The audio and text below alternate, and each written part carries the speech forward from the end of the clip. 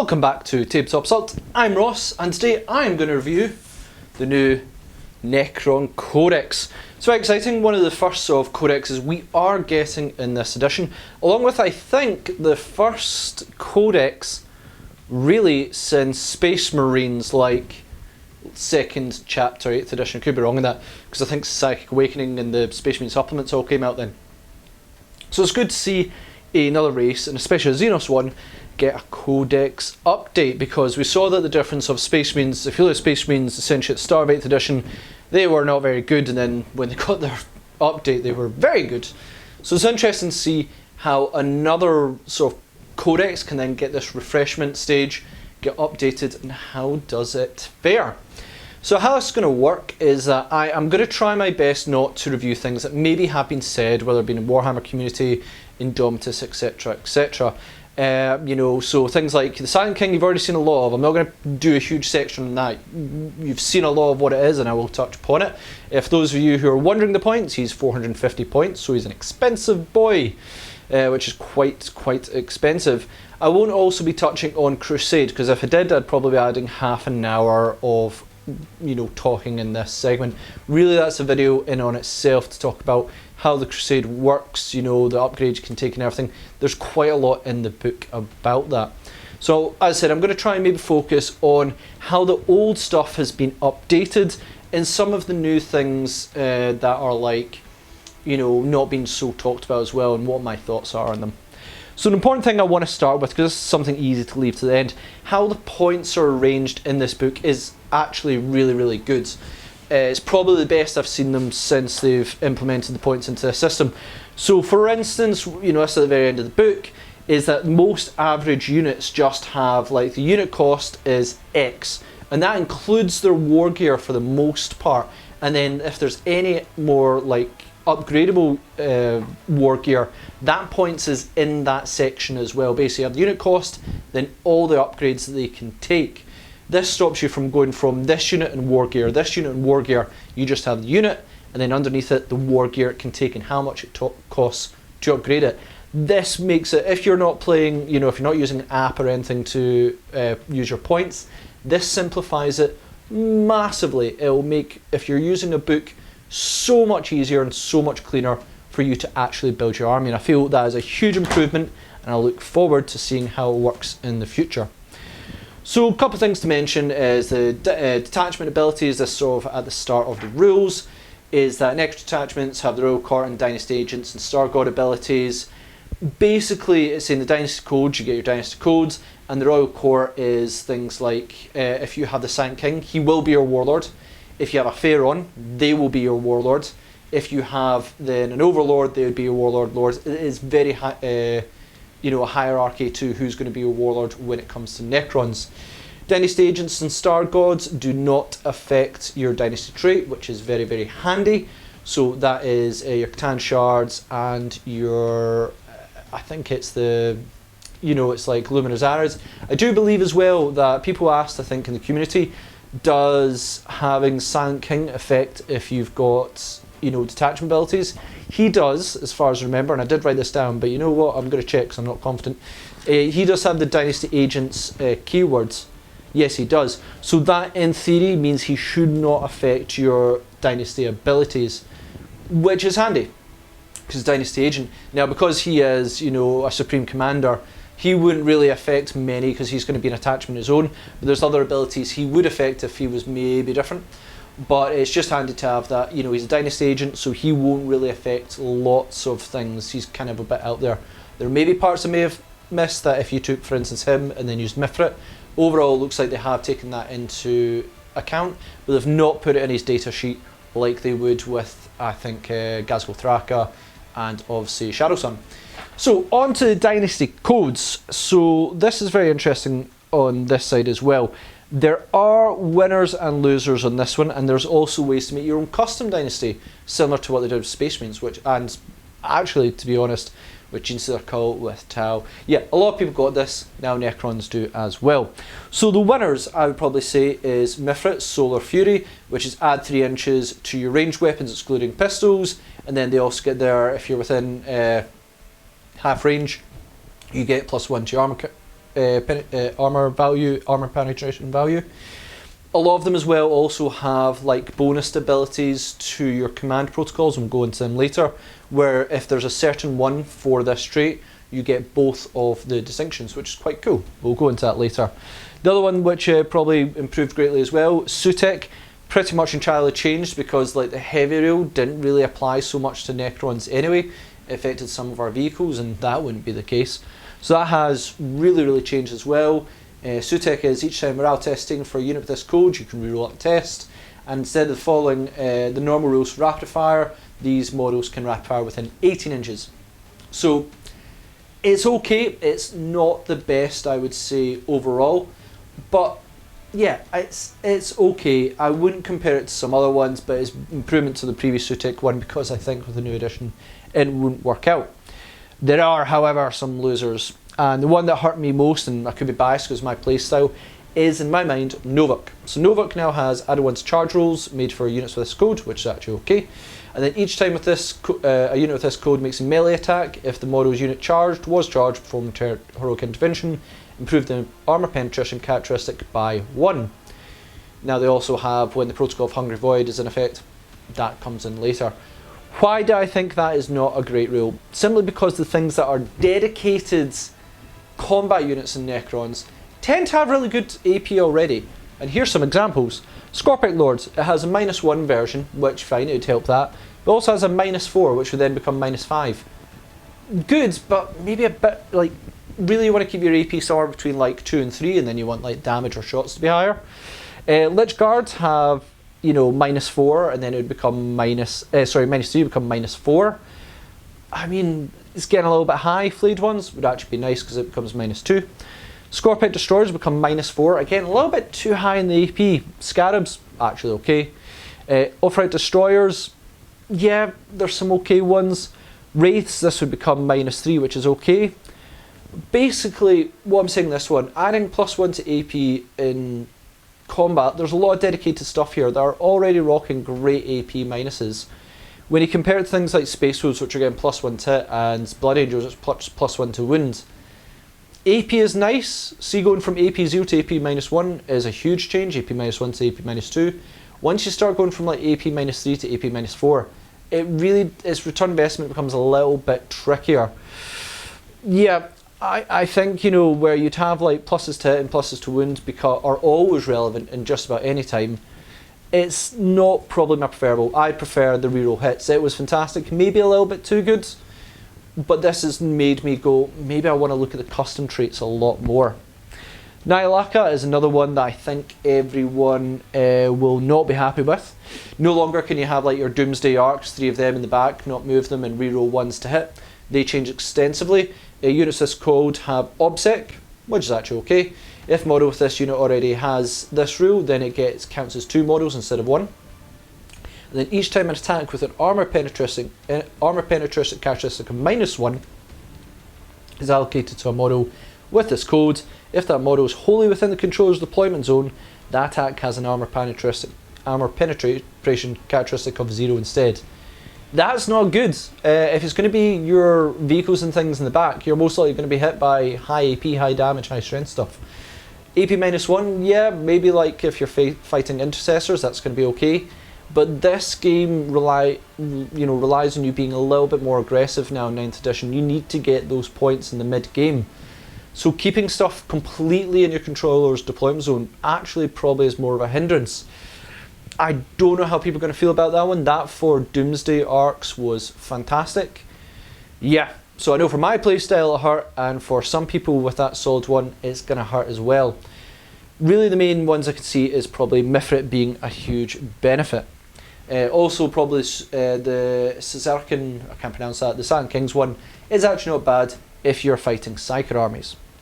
The custom dynasties are actually not bad overall. In my first one, you get basically Dynasty Traditions, then Circumstances of Awakening. You choose one from each of these rules. So for instance, the one I quite like, because I like combat, is Butchers, which you should add 1 to your charge rolls. And then Circumstance of Awakening, I chose Relentless Expansionist, which at the start of the first battle round, before the first turn begins, units of this code make a normal move of 6 inches. So that moves you across the board quite aggressively in the first turn, just getting like your whole army wide, moving 6 inches is pretty good. Obviously your agents won't be able to, and your Catans, but really that's quite interesting in that one. And there's a few other here that are quite good. Rad Wreath I think is quite good. Units with this code have the following ability: when an enemy unit, excluding vehicles within 1 inch, subtract 1 from their toughness value. That's very much like the AdMech's Vanguard unit. So that's quite good if you are playing close up. Then there's other ones as well, and they're generally, I actually really like the custom ones quite a wee bit. I don't know what ones are going to be the go-to sort of combinations, but there are some really useful ones here to say the least.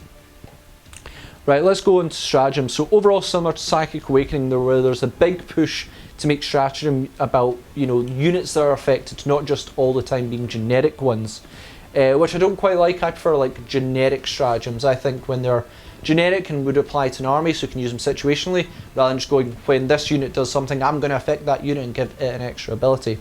But there's some key ones to talk about here. So one that's very important to speak about, Extermination Protocols has taken quite a big of a change. In my mind, it's going to be a nerf. 2 command points and you may reroll wounds. That's it. You know, that's not good on that side. But it affects all Locust Destroyers or Heavy Destroyers in your army for that shooting phase. So what that's saying is that you're no longer getting the hit ability to it, and it's gone up in points.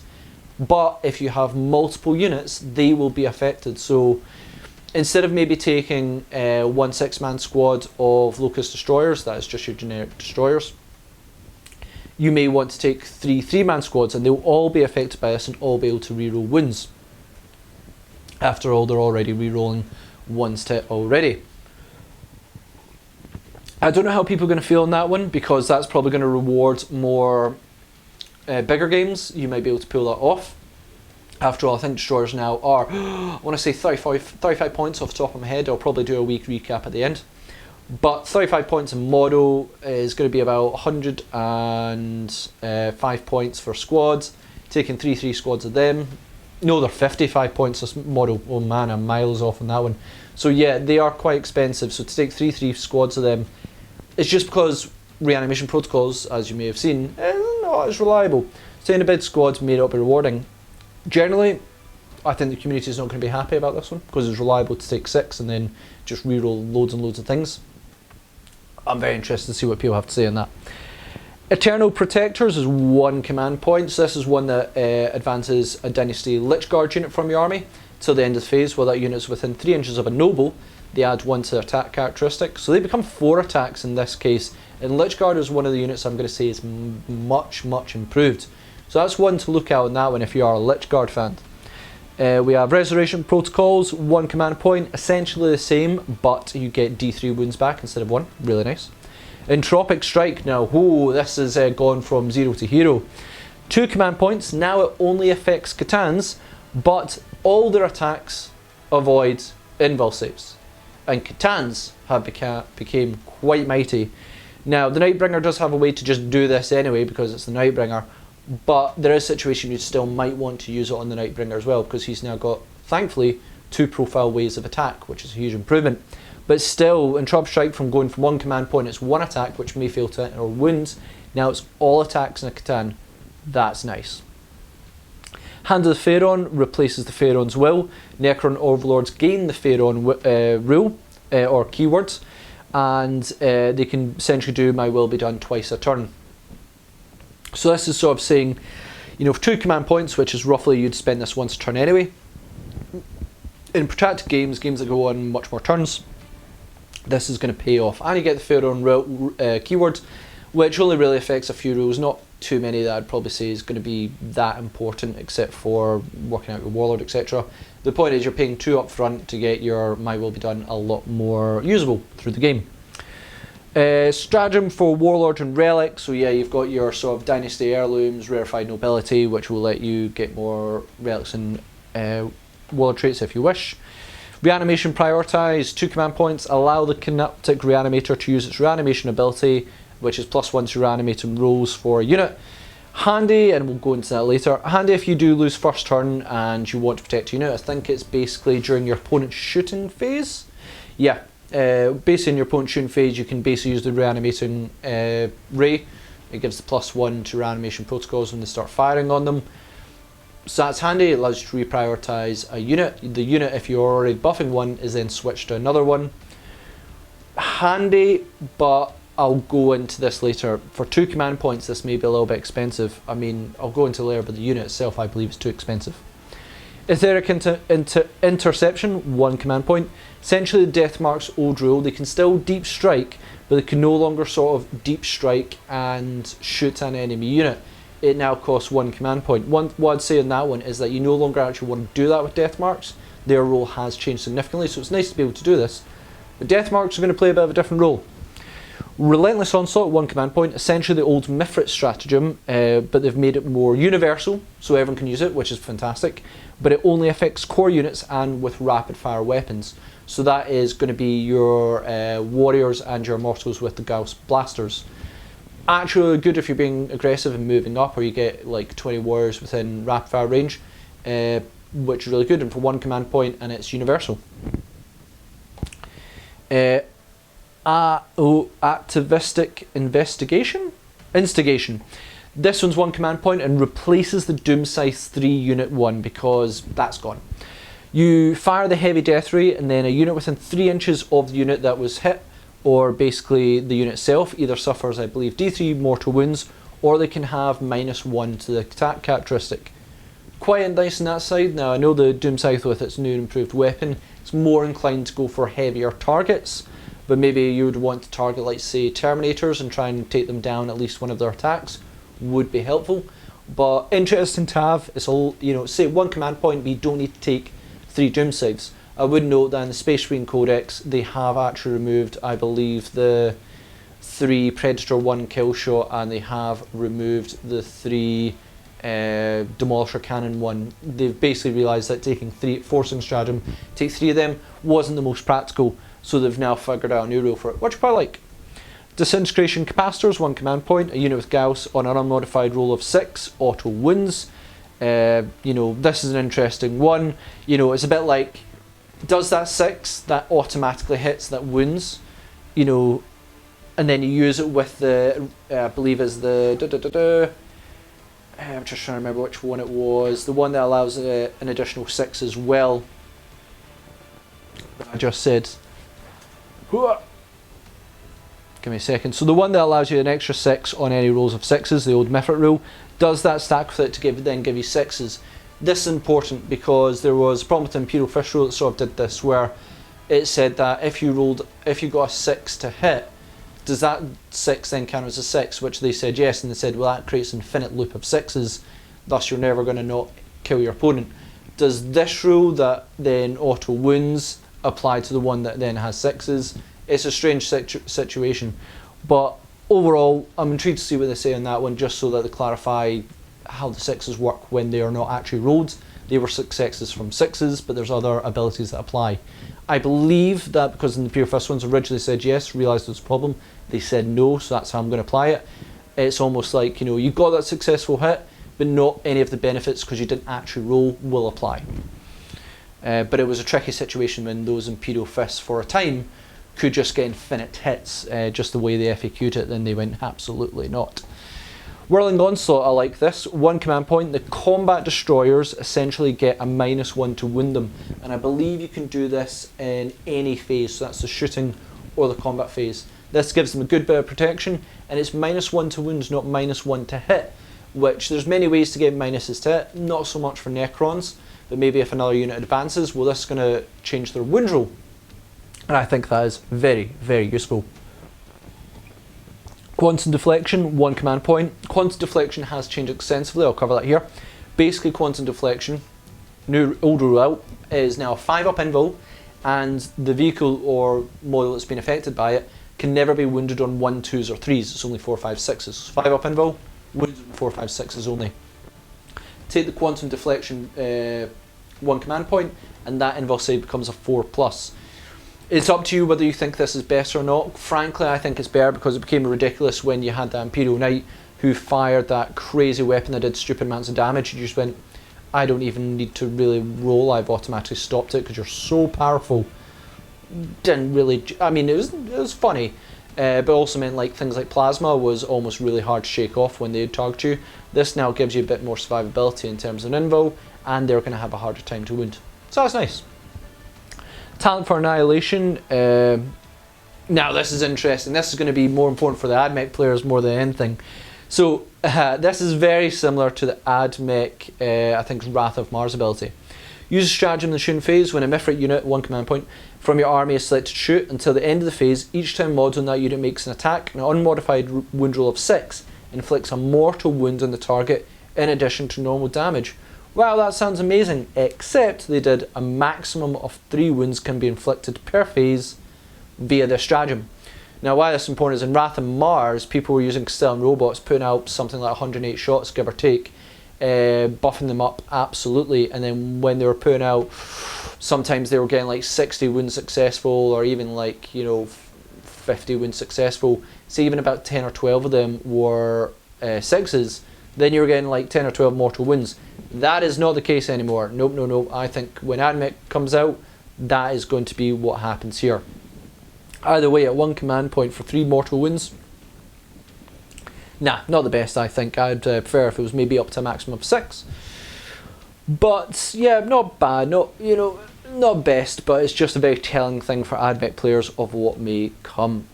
Blood Rights for Novak, this changed as well. Essentially add 1 to attack characteristics for the unit. This works with buffs, I guess. For instance, there's some that say you attack twice for each attack characteristic you've got. I believe that if you make your attack characteristic 1 higher, and say you made 2 attacks for each attack you have, that would essentially become an extra 2 attacks, which is quite nice.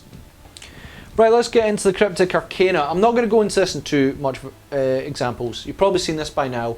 In that is there's upgrades for Cryptics. There's about 1, 2, 3, 4, 5, 6, 7, 8, 9, 10, 11, 12 extra abilities you can give for Cryptics, and they're split between, you know, the 4 different types there are. And this is similar to the Space Marine one, where they've gone, you know, you can upgrade your captain into basically a chapter master. You can upgrade your chaplains, and they have extra stuff like that. Overall, none of them, like, maybe there's, again, I've not had time to go over these and try and work out some, you know, absolute delicious combinations. Overall, I've not seen any that really catch my eye. Frankly, Cryptics did take a bit of a nerf here, and I'll go into that later. But this gives you some extra abilities to add to them. So maybe there's 1 or 2 for your playstyle that might be really good. It depends on your playstyle. We'll go into Cryptics later. There's like 12 extra abilities where you pay points, roughly between 15 to 30 points, depending on the ability, to do extra stuff. Some of them are like, you know, bringing units back. Other one is like, you know, you can deep strike with it, etc.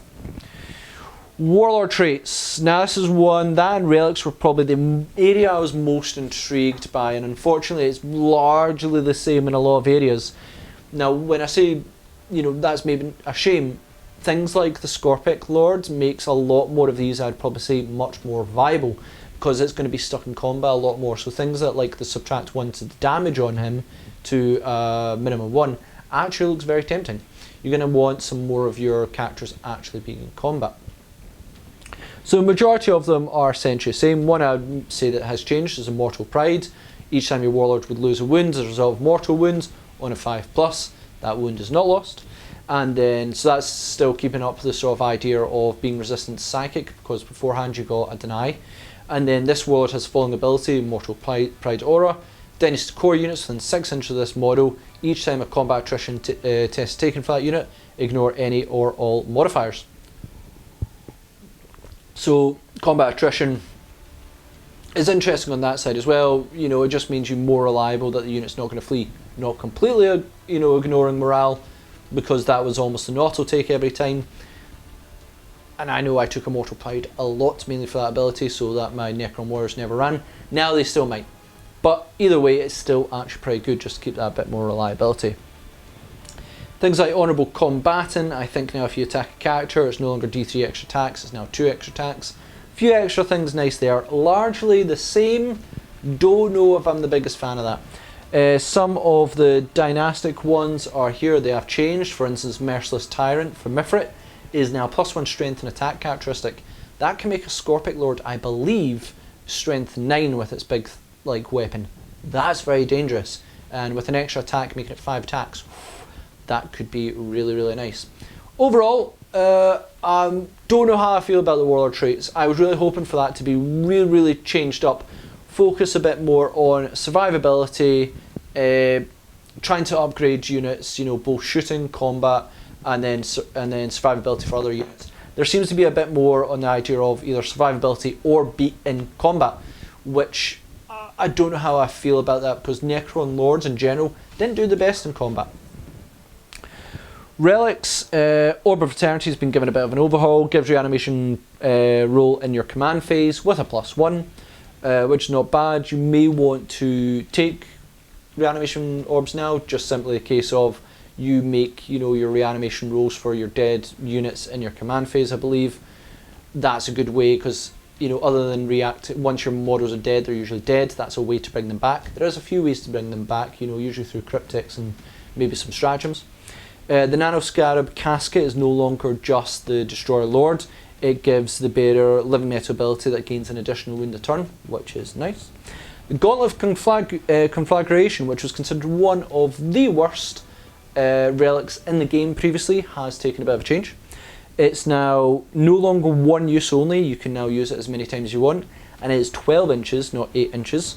And each time an attack made with this weapon automatically hits the target.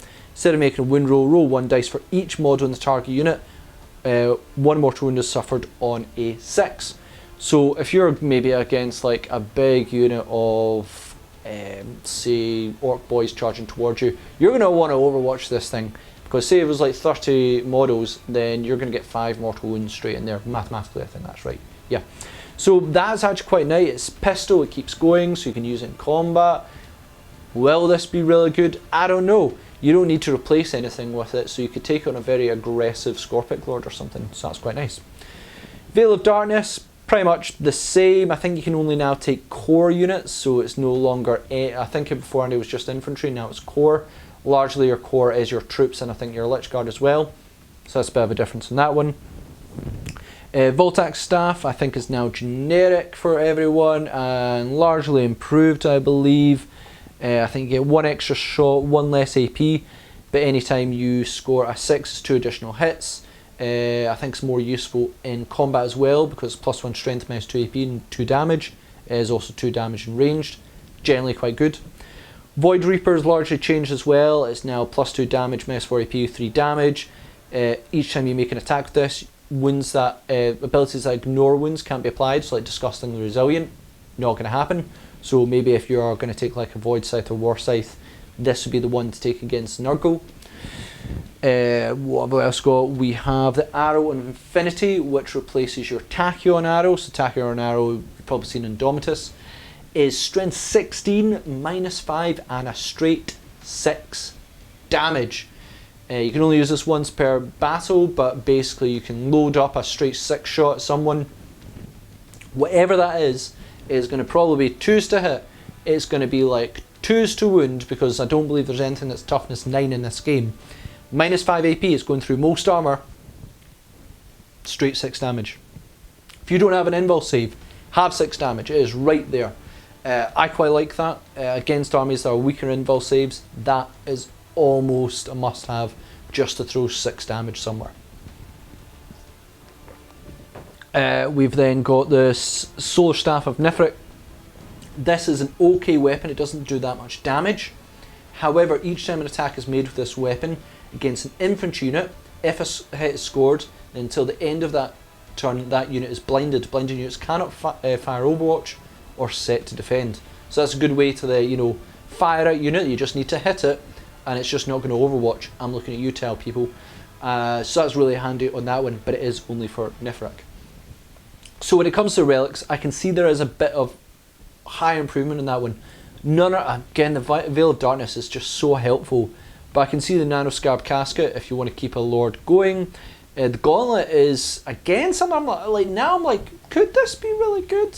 I think against elite armies that don't have, multiple small units, it's going to be useless. But if you're playing against hordes, against Tyrannids, Orcs, that's very worth thinking about. Orb of Eternity, because it's not one use only like it used to be. Orb of Eternity, if you are about resurrections, yeah, interesting side. I'm not like looking at any and going they're must-haves, and there's not many that I'm going, I don't know if I would pay multiple command point to take multiple relics, but I can see that there's ones that are definitely situational to the needs of the battle. Powers of the Catan, largely the same in some ways. There has been changes. Essentially, you're still just pumping out mortal wounds. That's what the name of the game is. But there's unique Catan powers. There's one for the Deceiver, one for the Nightbringer, and one for the Void Dragon. So the Deceiver is essentially Mind War, where you basically compare the leadership of you and the model that you're doing leadership test with. Your opponent roll a d6, and the difference is how many mortal wounds are caused to the enemy unit. So obviously I believe Deceiver's leadership 10. He says, definitely, it must be 10. Yeah, leadership 10. So if you get a 6 there, whew, that, and they get a 1, that could be a hefty amount of mortal wounds caused by the Deceiver. The Nightbringer, however, also has select one enemy unit within 9 inches invisible to Catan Shard, roll 3d6, and for each 4+, you cause d3 mortal wounds. So if you get like 4 4s, then 3 4s and then 3 6s, it's going to be 9 mortal wounds, which is tasty. That's pretty good. And then Catan Shard of the Void Dragon is sort of, I believe that, you know, an enemy unit, you know, you choose within sort of a range. It causes d3 mortal wounds on it on a 2+, so it's reliable 2+, d3 mortal wounds. If it is a vehicle, it is d6 mortal wounds instead. And until the start of the next turn, if that vehicle has a characteristic change as it loses wounds, then half the amount of number of wounds it has remaining when determining what characteristic it uses. I don't know if I said that right, but basically the Void Dragon is about crunking vehicles. The Void Dragon does not like vehicles, makes sense lore-wise, quite like that. Essentially we're going to look at the Catans, and you should. They're expensive, but they can be good, and their changes are amazing. He hurts vehicles, Nightbringer hurts everything, the Deceiver, kind of less useful. But it does some tricks as well. Now, in the next section of this one, we have like chapter approved rules, which is the sort of secondary objectives you can choose. There is 1, 2, 3, 4 for the Necrons. One of them is basically about your nobles trying to take on in duels, take out other units. If they destroy a unit, then they get 3 victory points. Nice, but Necron HQs still struggle to finish units just all by themselves. They do need backup for that one. There is also other ones that are like designed to, if you've got like low objective marker games, such as like 4-1s, then there's 2 here I'd highly recommend. The games I've played at the moment have been 6 objective marker ones, and I'd just say they're not as useful in there. But 4-1s, I would highly recommend having a look. Crusades, right. I am not going to mention Crusades. I don't know if I said that at the start. Not going to touch on Crusade because there's a huge amount they've added to Crusade. Why? The reason for that is that Crusade is something, and I can tell there's going to be a big push in Games Workshop that they want you to start playing games, to build a narrative, to upgrade your army to make it feel more to yourself. So it only makes sense that the codexes themselves have individual upgrades and ways to customize your force. But it's nice to have them in the rulebook, but you want to have ones that are like customizable for your force. Makes sense. So there's a huge amount on that.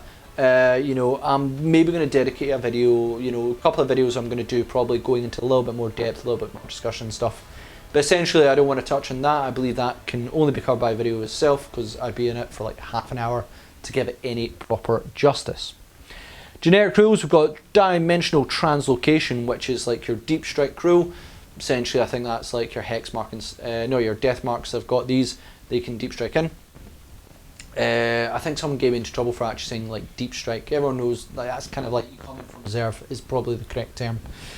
Living Metal, at the start of your command phase, each mod in this unit regains a lost wound. It's interesting the units that do have that. I believe Catans have that. So remember that when I start talking about Catans because there's so many different things coming up. But yes, they recover a lost wound. And then we have Reanimation Protocol. I'm not going to speak about Reanimation Protocol except for what my thoughts are. You've now probably seen the rules of what it is. I wouldn't be spoiling anything by telling you. So what I'd say on my view on it, and I've actually got a big thing written out about it. So assuming you know what it is, you have your view. Yeah, I've got a prepared statement. How I see it is that you will in theory get to use it more. Like you know, your opponent, if they're clever, probably were trying to stop it. It's just for multi-wound stuff, it is far, far, far less efficient. If it was to make a change, then after your successes, right, so if this would be my change, after your successes, say that you have 2 successes, but, you know, it was a 3-wound model, usually those would be wasted. I would say then you'd keep them in a pool beside that unit.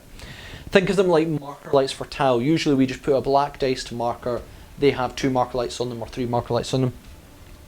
Say this all happened in the shooting phase, you'll write that destroyer unit has 2 successes, we didn't get up 3, but it has 2 successes in the shooting phase pool. If you then get shot again and make another success, you reanimate. It shouldn't be per unit that's shot at it and then the fails go away. It should keep up until the end of the phase. At the end of the phase, if there's anything that are in the pool of a unit, it gets chucked. Correct me if I'm wrong, that is, I don't believe that is, you know, how it is in there. It's basically after it's, you know, you've resolved the shot, you chuck them. But I think that would be the correct way, is that you keep the pool. That means people, the way a lot of people talk about stopping it when it comes to multi-wound stuff is they're just going to split fire. I'm going to slowly whittle you down throughout my shooting phase, split up to try and take them out. So I think that would make it a lot better. Now, when I always talk about Reanimation Protocol, you know, it's one of the hardest rules, I believe, to balance, because it's hard to balance rules that give you models back. I like a bit like how they've done in Age of Sigmar, that usually feels quite nice. But when you had in the previous edition where it just didn't work out, I felt you didn't get as much of a reward for Reanimation Protocol, or at least you got a reward but it never worked out because the counter was so easy, versus 7th edition, which had, you know, Reanimation but plus Jacurian. It was almost too overpowered. You had like Necron Warriors getting a 4-up armor save and then a 4-up ignore the damage entirely. You know, that gave you a huge success chance. That was a little bit too far. What I'd say now is the way they did it in Jacurian, which was essentially, you know, disgusting, resilient and things, is it would be more applicable now because you no longer, a lot of things have AP, so you no longer have the armor value so much, it is taken down, and then you can have like the disgusting and resilient and things. That I would say would be a little bit better. I don't think they've nailed Reanimation Protocol. I personally think that, you know, you should keep them in a pool until the end of the phase. That may be a little bit better, but maybe people might disagree.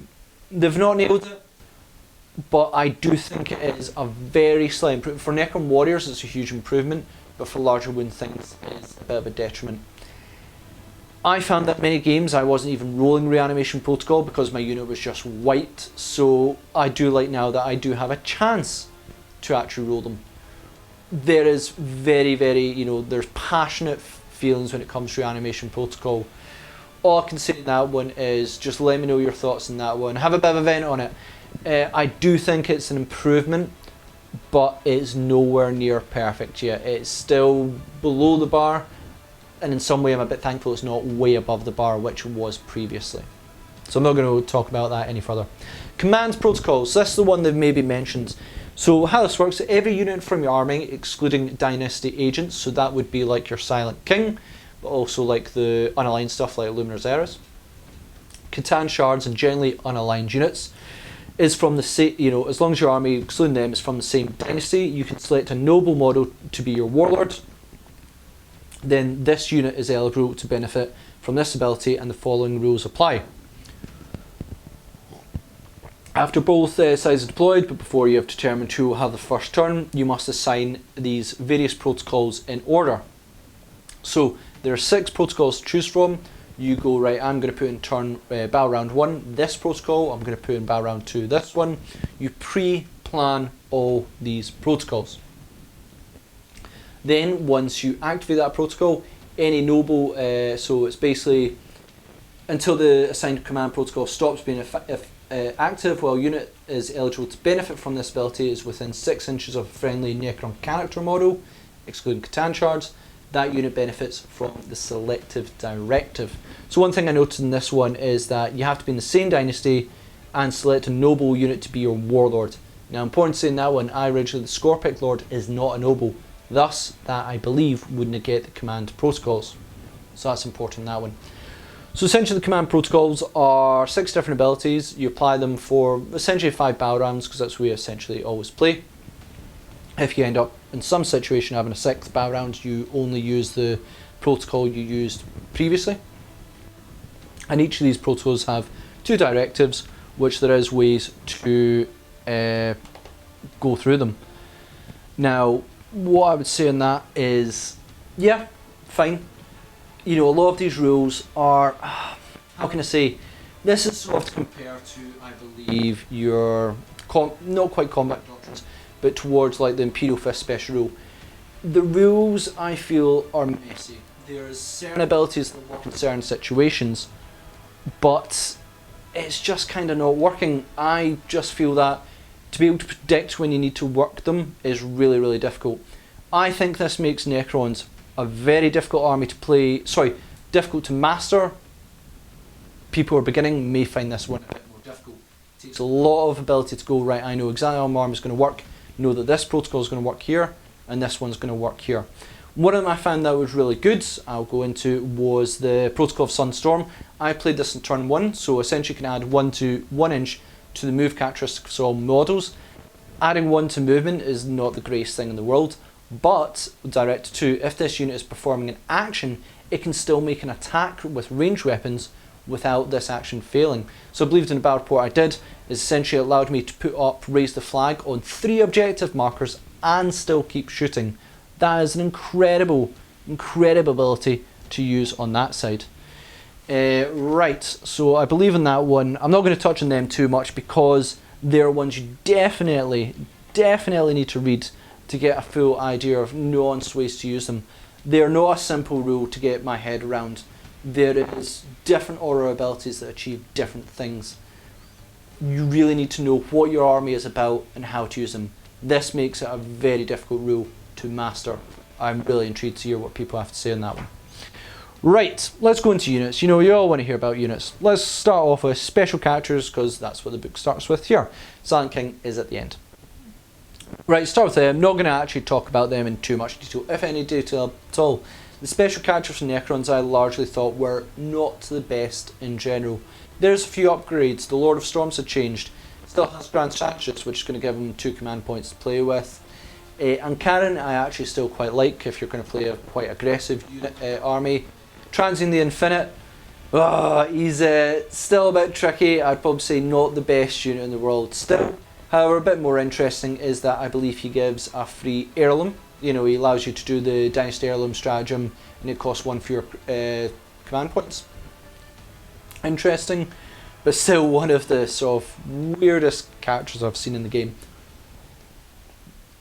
Illumina Zara, which amazing model, I believe is largely unchanged from where he was in Pariah. I still think that, again, tricky to use. As far as I know, there's no changes in that one, except for, I believe, the Eldritch Lance. I believe it was really short range before, it's now 36 inch range. So he has got a very devastating gun to use, but he is also an expensive boy. Yeah, not bad. I would probably say worth giving a shot because that ranged weapon does help, and maybe it's battlefield protector. Just a tricky one. There's no way to look around that one. But let's talk about the more generic stuff, because generic stuff is where a lot of the Necrons are beginning to shine. So Royal Warden is the first one here. We've seen that in Indomitus. Scorpio Lords, I think is absolutely stellar. Great model, and if you want to get one that'll go into combat, could be quite devastating. The Locust Lord and the Lord, again, they're part of, you know, the Locust Lord allows you to reroll wounds for destroyer cults, so that is all destroyer cults, including the Scorpio Lord.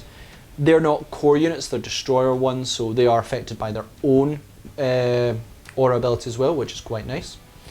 The Lord itself, again, is Dynasty core units within the Dynasty core within 9 inches of this model, can reroll hit rolls of 1, which is really, really nice because, you know, I think beforehand it was reroll wound rolls of 1. There are very few ways to actually get reroll hit rolls of 1 for Necrons, so that's actually really, really good for that.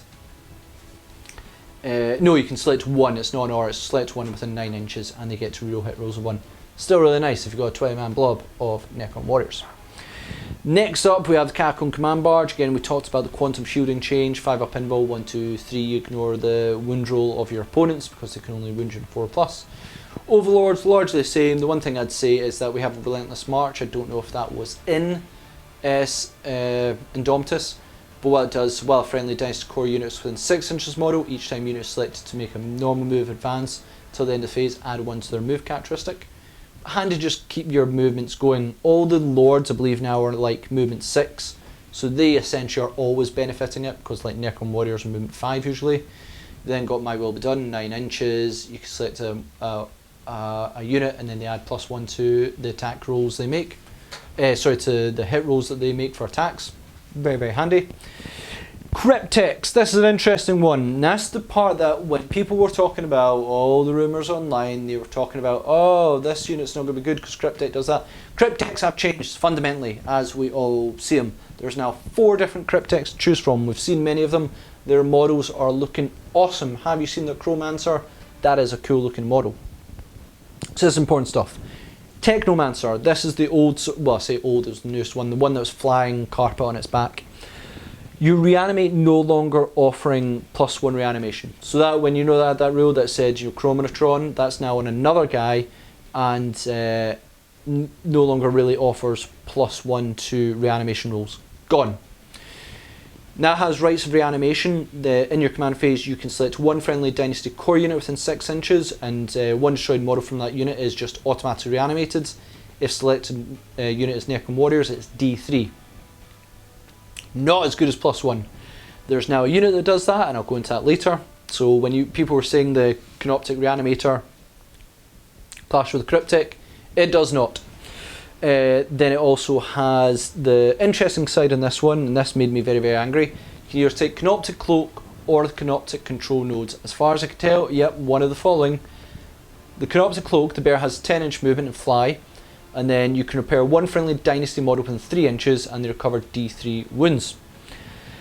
Then the Canopic Control Node, the bear has the following Control Node aura. While a friendly Dynasty Canopic unit is within 6 inches of this model, each time that model makes an attack, add 1 to the attack hits roll. That'd be awesome. It would make Wraiths, which was one of the hardest hit units in this codex, it would really help them. The problem is, you're 5-inch movement. You'll never keep up with Wraiths. It will not happen. No chance. You can advance, they advance. You'll struggle. You maybe have to deep strike them, which you can do through the upgrade, I believe. Don't quote me on that one, because I know it's only certain Cryptics get certain ones. But if you had both, great, fantastic. You can fly and repair, or you can fly and lead. Just why couldn't you have had, why does the Canopic Cloak make it easier to repair? Couldn't the Canopic Cloak, Technomancer, just have a 10-inch movement and fly? I mean, there's another one here with an 8-inch movement. If it had that, it would keep up with Wraiths and make them far, far more relevant. I think that's a bit of a missed opportunity.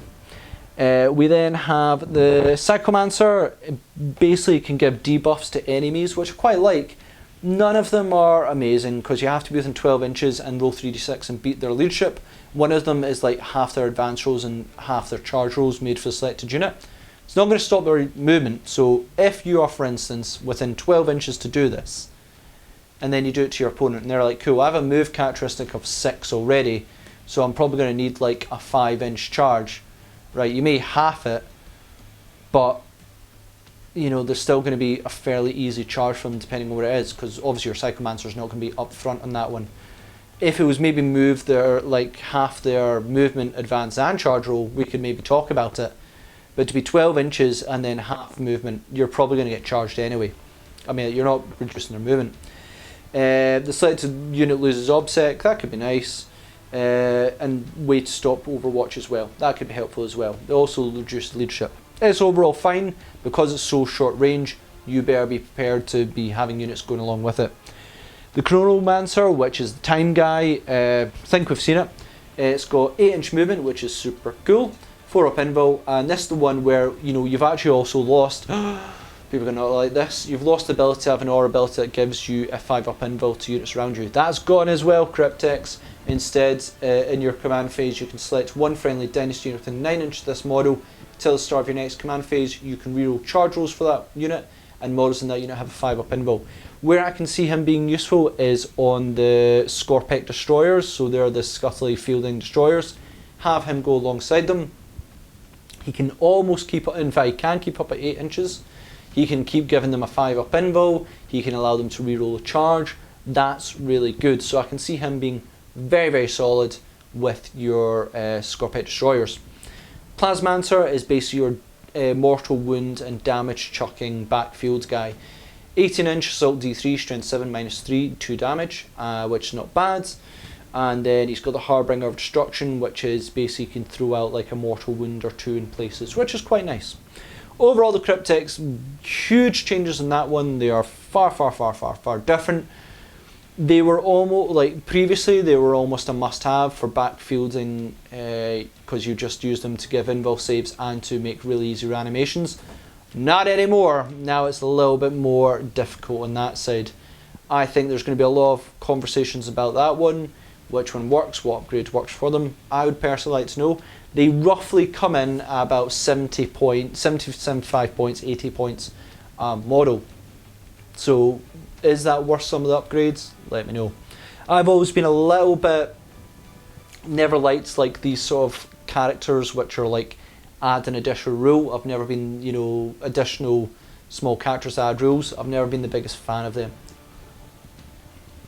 Necron Warriors are largely the same from Indomitus. We know the numbers of Legion. You can reroll Reanimation Protocols of 1.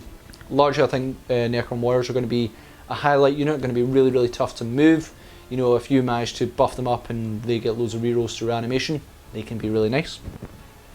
Immortals are fine, you know, they are now toughness 5, which is quite nice. They have 2 attacks, which is, and then their Gauss Blasters are 30 inches.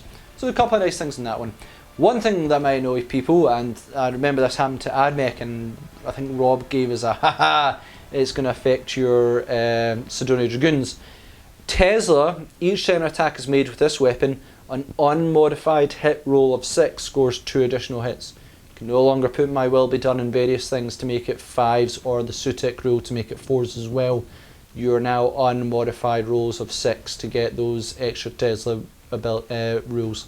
That is a heavy nerf to Tesla armies. Very intrigued to hear what people have to say on that one because I know some people absolutely loved it. Canopic Reanimator. Me and David have fought over this one quite a wee bit since we've now seen it. This essentially allows you to choose a unit within 6 inches, and until your next command phase, they, I believe, get +1 to reanimation rolls made for that unit. I don't like this.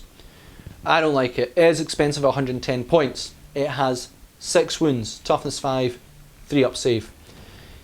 If you're not playing, if you're playing against Necrons and see this, kill it. Just kill it, because there's clearly a unit that your opponent wants to try and keep alive by reanimating. It's probably going to be Necron Warriors. This thing is just going to be beaming down on them. That's all it's going to do. Now, the best way I'd say to be able to field it is to try and have it behind a building or somewhere that makes sure that your opponent's going to have a hard time trying to, you know, target it. But 110 points for something that's damage is not great. In fact, it's short range at 12 inches or combat, and it can explode. I think it's too expensive. You know, you're going to have to recover a heck of amount of warriors to be able to do so. I think it either needs to come down in points or something to give it a bit more survivability. Because at the moment it is too high an investment to give a bit more of an advance. Where Cryptics were great for it before because you couldn't target them. That is not the case here. I think I've seen a few people make videos on this one and they're just like, they're not impressed by it at all. Neither am I.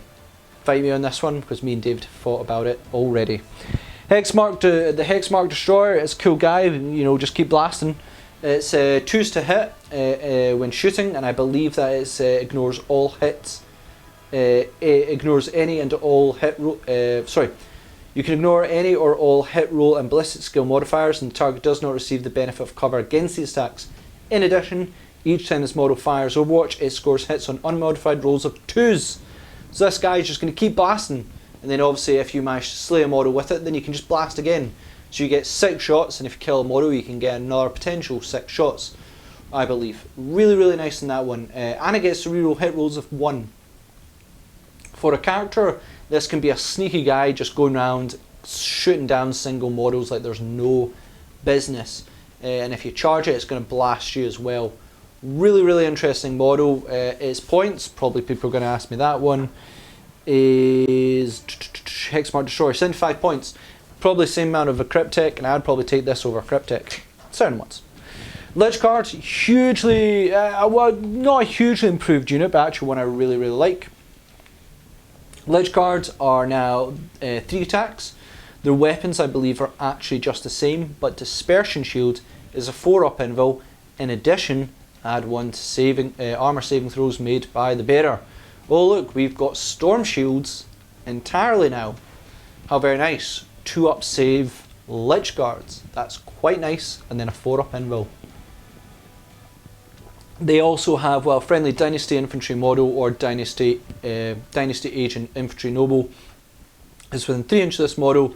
Enemy units cannot target that with ranged weapons. Essentially, they can just stop people from targeting them, period. I don't know if that, just means like snipers can't go for them either. I believe that is the case. It's not going to affect the Silent King, but he's got other things on him as well. People are probably wondering about that. Death marks. Death marks are a huge difference for their unit in this codex. So, you can't really drop them in anymore like you used to. You can still deep strike them, but it costs a command point to do it the old way. But you don't want to do that anymore. They are now Ballistic Skill 2. They are Toughness 5. Their weapon is now 36 inches. Heavy 1, so if you move, like you deep strike, coming from reserve, that would be an effect. Now Heavy 1, Strength 5, minus 2 AP and 1 damage, along with the Sniper rule that if you cause an unmodified wound roll of 6, inflicts mortal wound in addition. So you could put a 10-man squad in back. Target a character because they ignore the lookout, sir. Strength 5, minus 2, 1 AP. That might cause some damage, especially to things like maybe a lieutenant or something without an invul, say that stray orc that is giving some buffs. Target him, because strength 5 means you're probably going to wound on 3s, you're going to strip back some armour, and any of those 6s are an additional wounds. They are, I believe, 18 points a model. I can see some real potential for death marks coming out in the future, so keep an eye on that one. Flayed ones are 13 points, they're cheap, they're not great, they no longer reroll their wounds, but they do have minus 1 AP, and there's ways to get extra attacks as well. They're cheap, they're super cheap. Scorpio Destroyers, as I said, there's a stratagem to make sure minus 1 to win them, which is cool. Use the Cryptic to give them a 5-up invul. I can actually see them being pretty darn useful, but what you've seen from Dominatus from largely what you get. The Canopic Plasmite, yep, I don't think it was like a separate datasheet before, it is a separate datasheet now. Triarch Stalker is kind of similar, a few of the shots have been changed, augmented, more shots here. Nice, essentially you really want to just hit so that all your other Necron units are more reliable, so that's kind of nice. It still does what it does and does it nice. Catan Shards, now here's an interesting one to go in Catan Shards, so ton of changes here. I'm going to go with the named ones, which there's 3, Nightbringer, Deceiver and Void Dragon. 350 points model, huge. They can always be targeted, they cannot benefit from the Lookout Sir rule because they are enslaved star gods, but they have living metal to recover a wound per turn. The Catan Shard Deceiver can come in from Deep Strike with Dimensional Translocator, but they all have the Necrodermis. The Necrodermis is, this has a 4-up invul. In addition, this model cannot lose more than 3 wounds in the same phase. Any wounds that would be lost after that are not lost. Wow, that is a huge change. You get charged by Thunderhammer Storm Shield unit. Guess what? Only one of those Thunderhammers is going to cause 3 damage. Also, Thunderhammers are apparently 3 damage, not 4 damage. Those leaks weren't real. Just saying, I've seen the codex. Correct me if I'm wrong, but I've seen the codex. So yeah, that's a really nice ability. Essentially at 9 wounds now as well, you're going to need to take 3 phases to get them down. And even then, if you don't do it in 3 phases, say your own turn, they come back to their turn, you're going to go up a wound, meaning you're going to need 4 phases to take out Catan. If you're not very good at Psychic phase, that is going to be difficult. Now the Deceiver overall I don't think is great, it's minus 1 to it, does 4-up invul. Not great. The Nightbringer though, oh, the Nightbringer, this is a star. So, that was not a terrible joke about being a star. Anyway, movement 8, Whim Skill, Bliss Skill 2+, strength and toughness 4, wounds 9, attack 6, leadership 10, 4 up save. He has 2 profiles for swinging his axe. He no longer has the shooting gaze because it's now a Canopic ability for him exclusively. He can now do the Reaping Swipe, which is strength user, strength 7, nothing to be shy about, minus 3 AP and 1 damage, but his attacks are basically 2 hits instead of 1. So you get 12 attacks with him. Going from 4 attacks to 12 attacks. Excellent, super good, absolutely delighted with that. Really going to be good if you're charged by like Orc Boys or something, because beforehand it was a bit of an embarrassment. He also has Entropic Blow, which doubles his strength, strength 14, minus 4 AP and D6 damage. This is where it gets really nice. You can't take invul saves against those. Oh my words, that is going to hurt many units. Custodies coming in and they go, oh well, I know recently I actually lost really badly to Nightbringer and I had invuls. You're going to swat Custodies like there's no tomorrow. Those Terminators, that one Thunderhammer, oh, that hurt.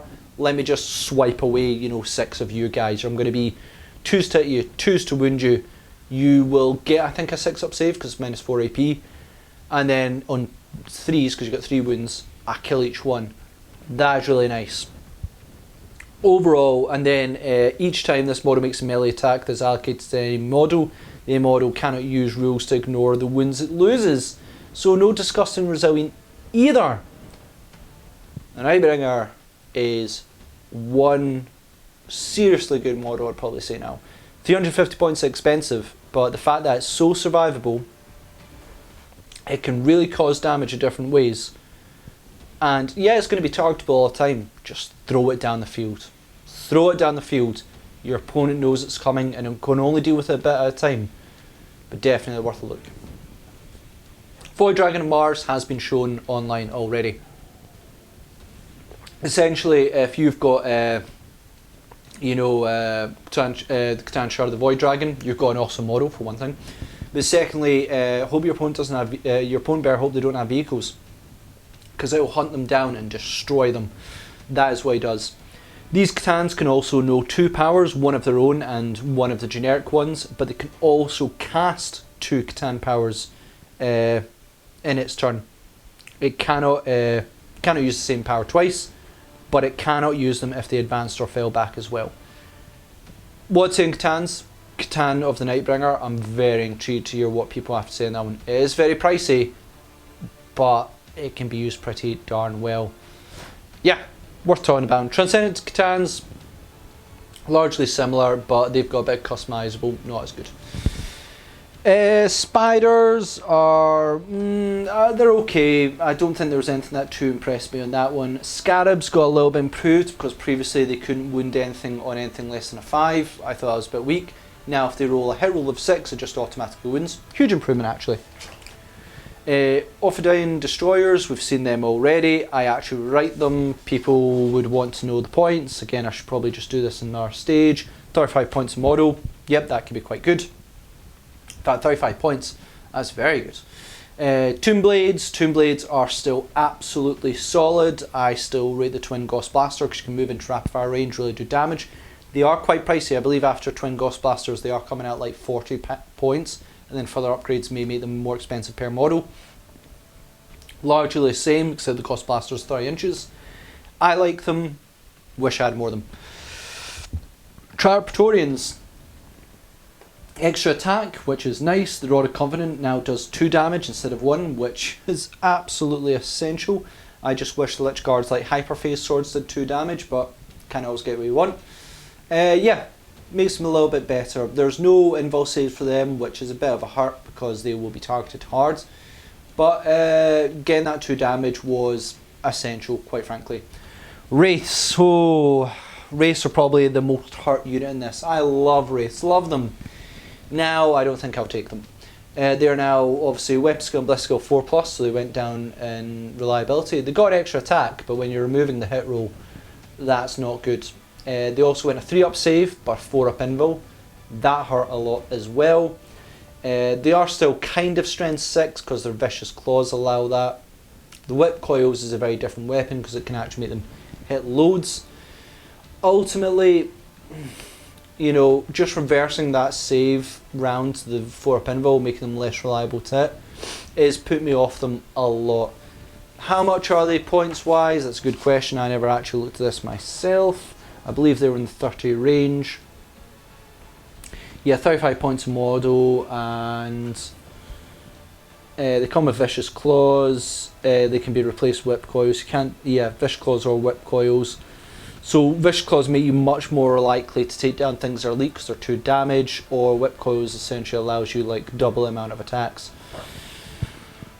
I would almost be very much tempted to say the Ophidian Destroyers are far, far better in a lot of ways. Maybe the wraiths are a bit more survivable in some ways, but the Ophidian Destroyers can come in from deep strike and they've got much more reliable ways to hit themselves.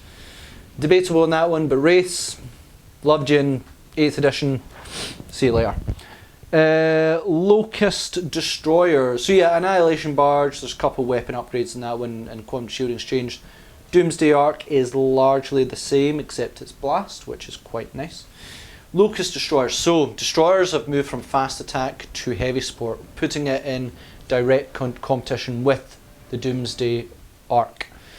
Yes, that is an interesting one. They are largely the same. You know, their Gauss blasters are 24 inches, if only they're 36 inches.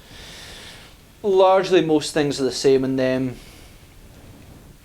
It is what it is all I can say in that one.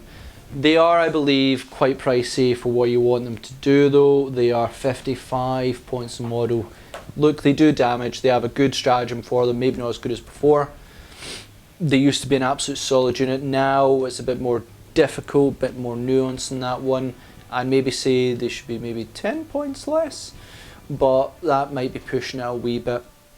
Overall, this took a hit. Locust Heavy Destroyers, you've seen their profile already online. I will not bore you on that one. We have the Canopic Stalker. I'm pretty sure you've seen this profile online. Essentially, it's a bit like the Doomsday Blaster on top of itself. It's called a blaster instead of cannon. I don't see anything different except for the range. It's a lot shorter. I don't think it's nearly as good because it only hits on 4s, though it doesn't deteriorate, compared to Doomsday Arc, which does deteriorate, but only at 1s and 3s. Doesn't make a big difference. It doesn't have quantum shielding, but it does have 4-up invul, which is actually quite nice.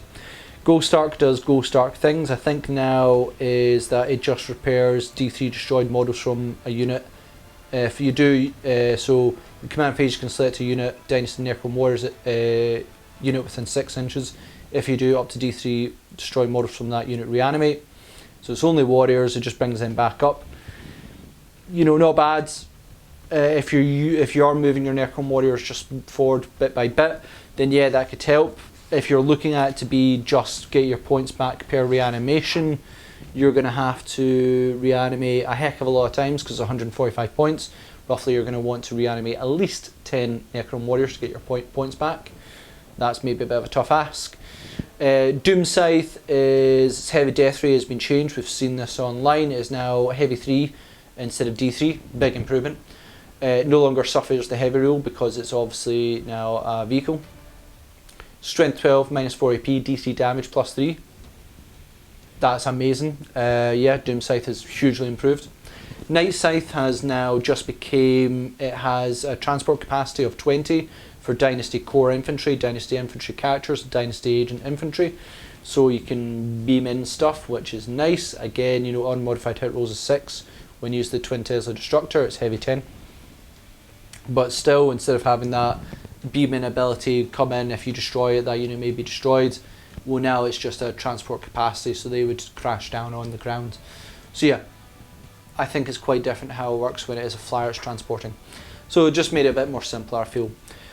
Obelisk, still I want to say largely useless, depends on its points, has had quite a lot of changes. This was considered one of the most laughable units in the whole game. 370 points.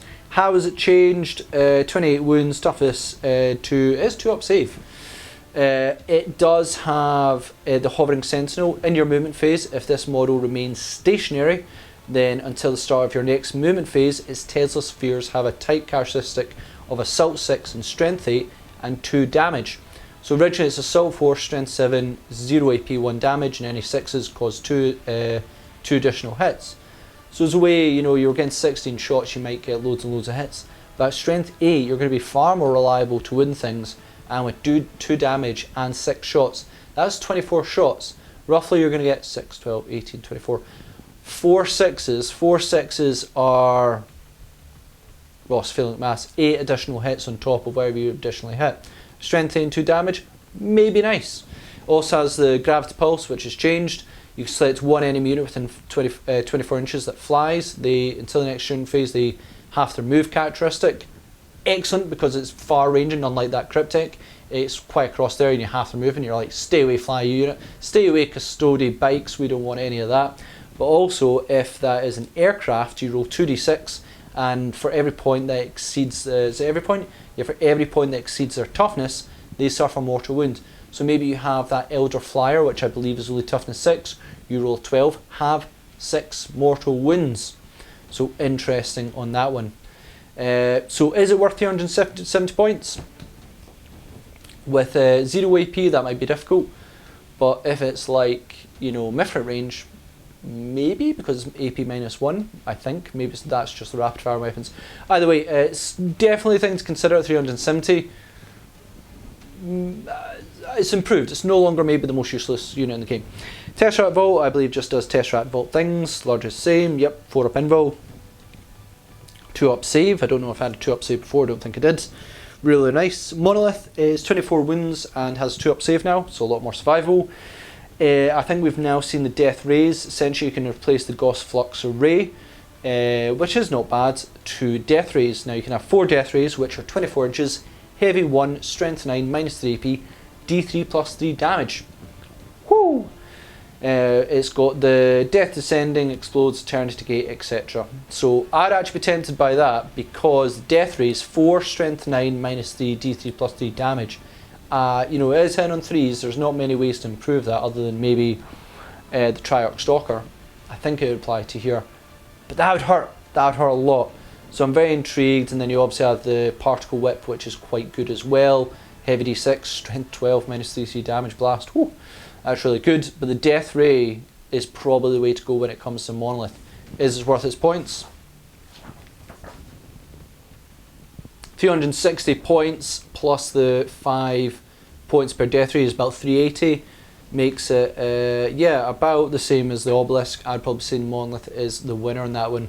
Basically just putting those 3 Death Rays could really, really hurt. We then come to the Silent King. The Convergence of Dominion is a bit of an odd one. We've seen the rules for that already, and I think it's a really odd thing, but fair enough. You know, I think, yeah, number 3. Yeah, I think you have, when it comes to Convergence of Dominion, it can be interesting, but I'm not still seeing it quite yet. But the Silent King, right, I'm not going to go into this too much. We've already seen everything online. They just put it in a really, really weird way. I should just show the data sheet. It clears up quite a wee bit. We know there's plenty of aura abilities from the Pharaoh of the Stars now. If you've not seen it, read the community post so you know what I'm actually talking about, because I'm not allowed to show this. You know, it allows this sort of reroll auras to core units. They don't need to be in the same dynasty. That's to reroll hit rolls when it's ranged attacks. You then have melee attacks that reroll wounds, which is really, really nice.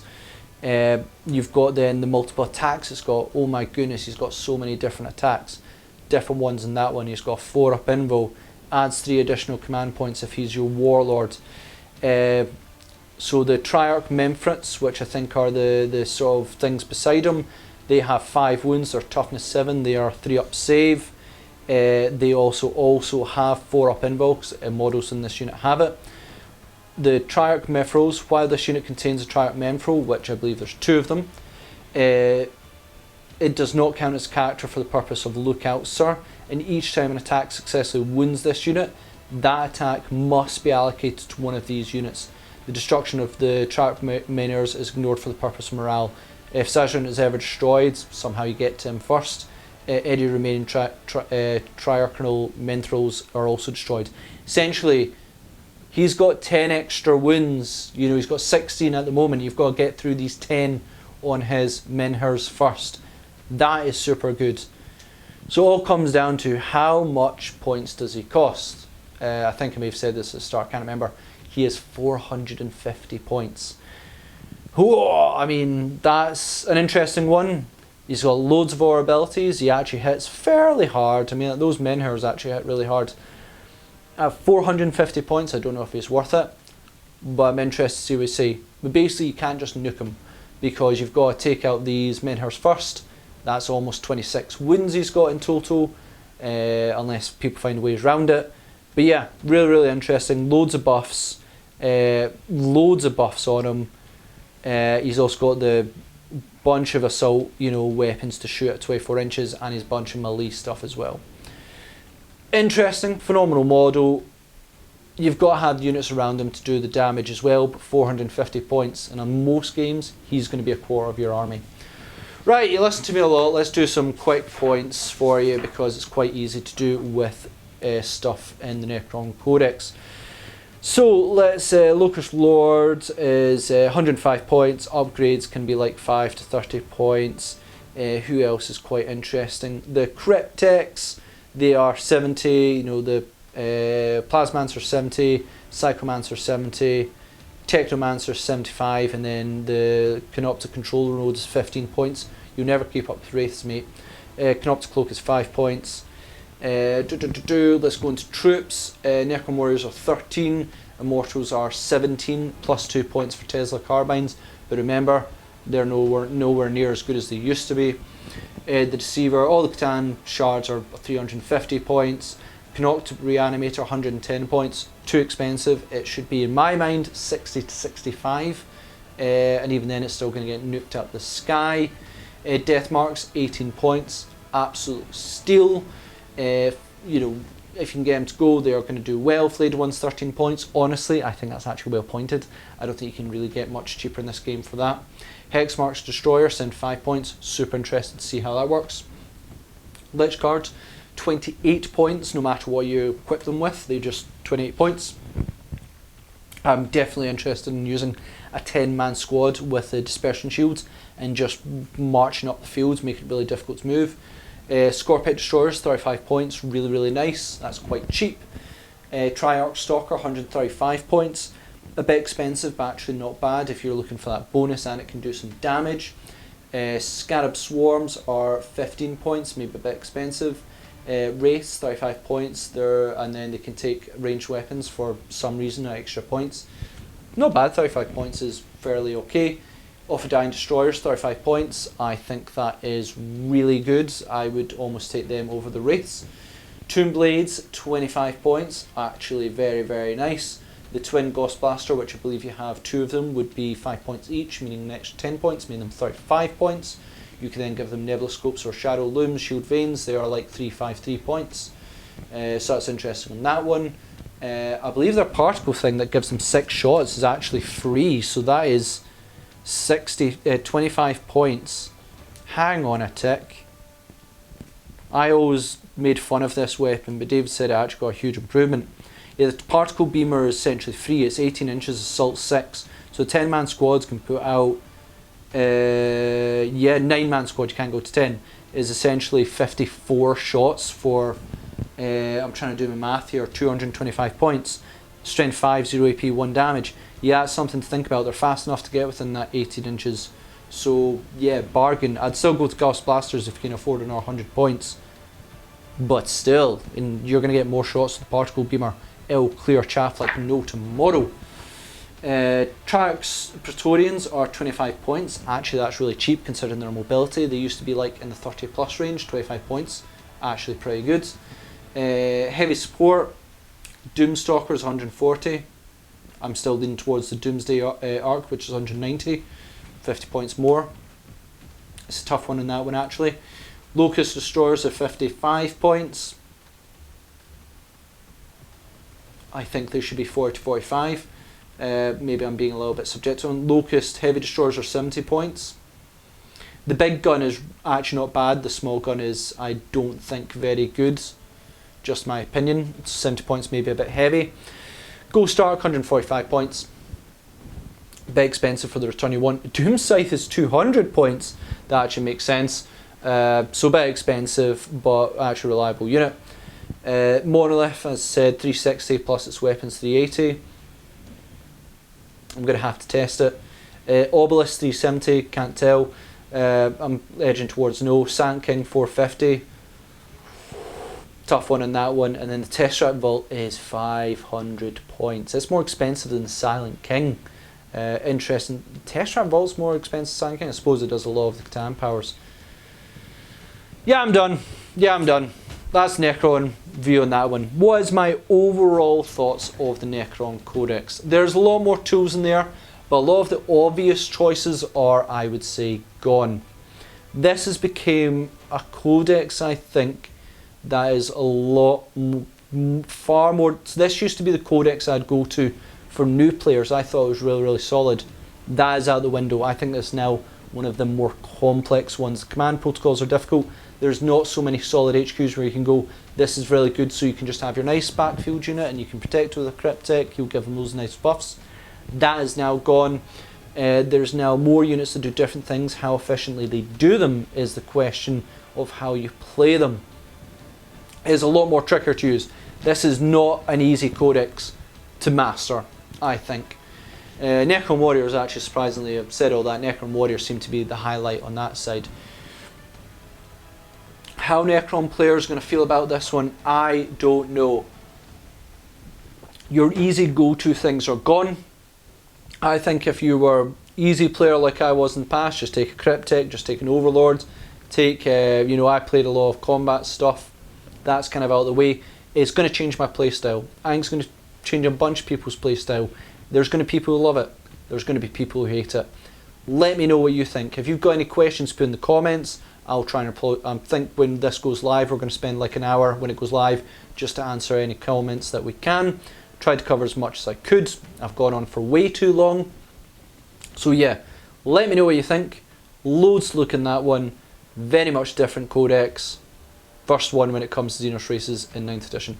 Thanks again for watching. Comment, share, like and subscribe. Check out our projects on social media and we'll see you in our Tabletop Assault Battle Report.